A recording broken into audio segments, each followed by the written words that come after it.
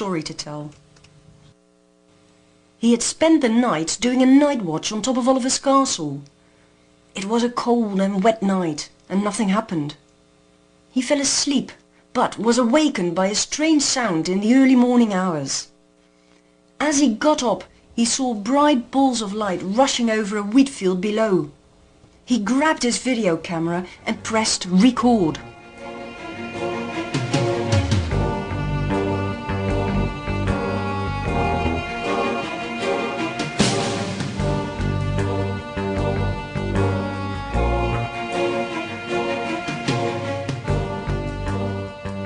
When we take a closer look at this remarkable footage, we see several interesting similarities between these lights and those filmed on different occasions in later years.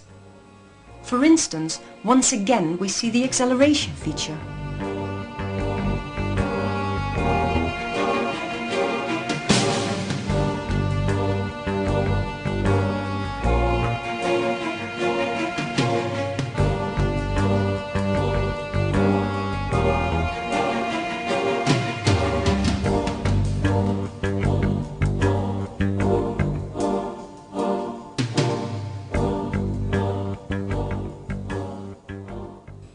The splitting of a light into two separate lights also was captured by John Smith.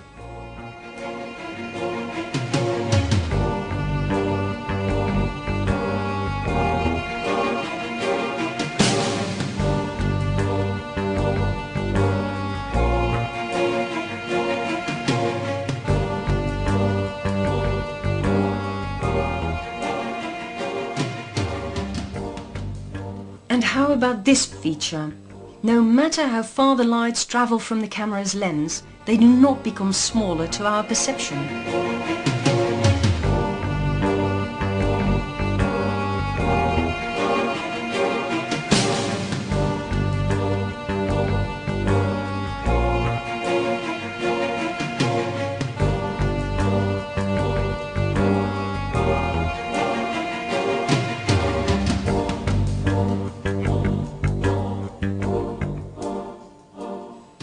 Despite all these anomalous similarities, many people still believe the Oliver's Castle footage to be a hoax.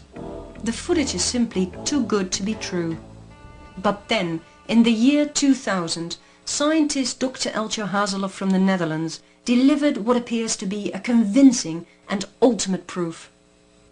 If you perform trivial experimental physics to the plans in these crop circles, you can in fact deliver scientific evidence that these balls of light might very well have caused the crop circle.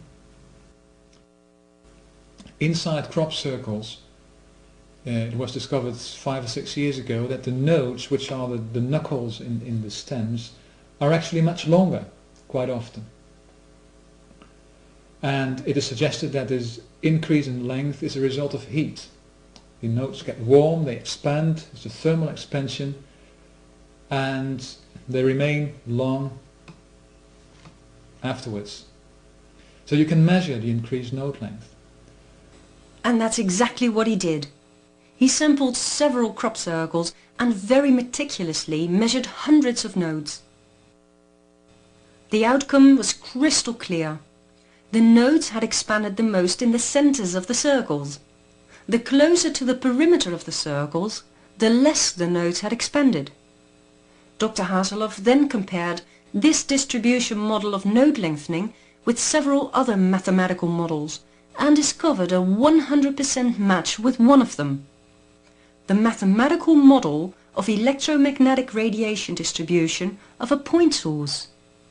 If you take the electromagnetic model for a point source, which is a ball of light, it's a small source of electromagnetic radiation, and you look at the intensity distribution of this radiation on the floor level, then it's something you can calculate. It's easy, it's straightforward physics.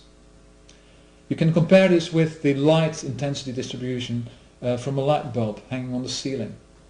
Right below the light bulb there's a bright light, and towards the edges it gradually falls off towards darkness.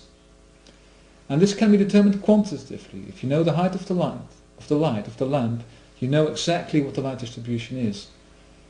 And it turns out that the node lengthening, as measured in the field, corresponds perfectly to the distribution of a small electromagnetic source hanging above the field. And when I say perfectly,